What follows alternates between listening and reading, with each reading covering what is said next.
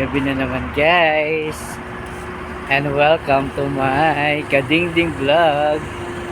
So guys, pakikita ko sa inyo yung ano, hey, super cute na bonsai.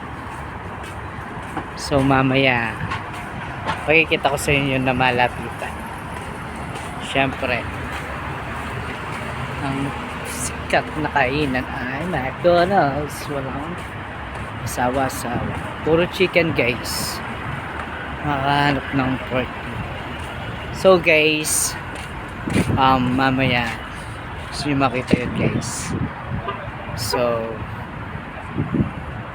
tara, titignan natin yun guys. So tara, let's na. Titignan natin. Come on guys, tara, wait lang, go na.